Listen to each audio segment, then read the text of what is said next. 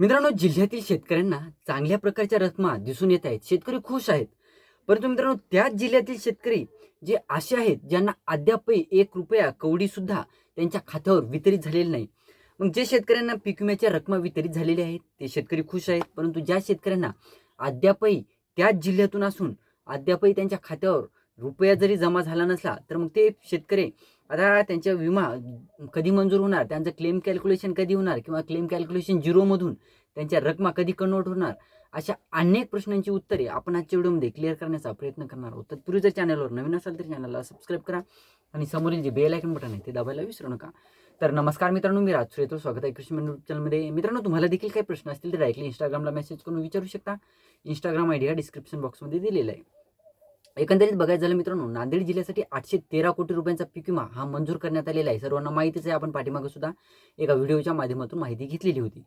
त्यात मित्रांनो 813 कोटी रुपये जरी नांदेड जिल्ह्यासाठी मंजूर झालेले असले तरी सुद्धा अद्यापही 311 कोटी रुपये हे नांदेड जिल्ह्यासाठी पाहिजे. जे शेतकरी अद्यापही पीक विम्याच्या प्रतीक्षेत आहे, अशा शेतकऱ्यांना जवळपास 311 कोटी रुपयांचा निधी हा अवेलेबल व्हायला पाहिजे, तरच त्यांच्या खात्यावर या रक्कम वितरित होणार असल्याची माहिती समोर आलेली आहे.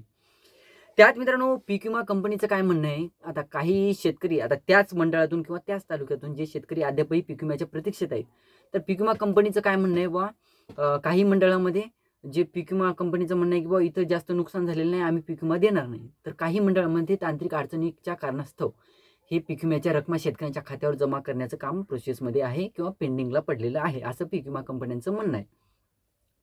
तर नॉर्मली बघायचं झालं मित्रांनो, जिल्ह्यातील जे शेतकरी आता पात्र आहेत, आपण ज्या जिल्ह्याविषयी माहिती घेणार आहोत, तो जिल्हा म्हणजे नांदेड जिल्हा. हे बघतच आहोत आपण, 813 कोटी रुपयांचा निधी. तर मित्रांनो, जे शेतकरी आता बाकी आहे, जवळपास बघायचं झालं तर सोयाबीन पिकाचा पीक विमा हा 93 महसूल मंडळामध्ये मंजूर करण्यात आलेला. आता 93 महसूल मंडळामध्ये पीक विमा मंजूर करण्यात आलेला सोयाबीन पिकाचा. परंतु आता जवळपास 21 मंडळामध्ये अद्यापही पीक विम्याच्या रकमा ह्या वितरित व्हायच्या बाकी आहेत. ज्यामध्ये जवळपास बघायचं झालं मित्रांनो, किनवटमधील जवळपास इस्लापूर, मांडवी, जलधारा, किनवट आणि सिंदगी या मंडळामध्ये अद्यापही शेतकरी पीक विम्याच्या प्रतीक्षेत आहेत. त्यानंतर माहूरमध्ये वाई बाजार, माहूर, वानोळा, सिंदखेड या मंडळामध्ये सुद्धा पीक विमा बाकी आहे. त्यानंतर कंधारमधील दिग्रस, कंधार, त्याचबरोबर कुरुळा, त्यानंतर नांदेडमधील नांदेड ग्रामीण आणि नांदेड शहर, त्यानंतर नायगावमधील बरबडा, घुंगराळा, त्यानंतर धर्माबादमधील शिरजखोड, धर्माबाद, त्यानंतर उमरीमधील धानोरा, त्याचबरोबर मुदखेडमधील बारड आणि भोकरमधील किनी मंडळ हे अद्यापही 21 मंडळ पीक विम्याच्या प्रतीक्षेत आहेत. आता राहिला प्रश्न की या 21 मंडळातील पीक विम्याचा प्रश्न कधीपर्यंत मार्गी लागणार किंवा कधीपर्यंत सुटणार. जसं की आपण बघितलं व्हिडिओच्या सुरुवातीला की 311 कोटी रुपये अद्यापही बाकी आहेत. या शेतकऱ्यांच्या खात्यावर जी रक्कम 311 कोटी रुपये मंजूर झाल्याच्या नंतरच हे जे मंडळ आहेत, 21 मंडळ, तेव्हाच त्यांच्या खात्यावर या रकमा वितरित होणार असल्याची माहिती कृषी विभागाकडून मिळालेली आहे.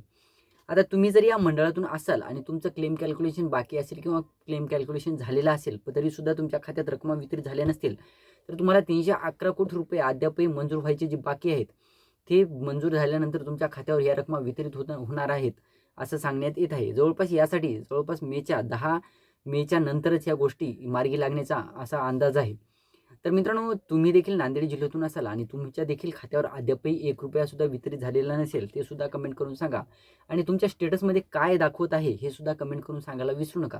व्हिडिओ आवडला असेल तर लाईक करा, चॅनलला सबस्क्राईब करा आणि हा व्हिडिओ जास्तीत जास्त शेतकऱ्यांपर्यंत पोहोचवण्याचा प्रयत्न करा. धन्यवाद.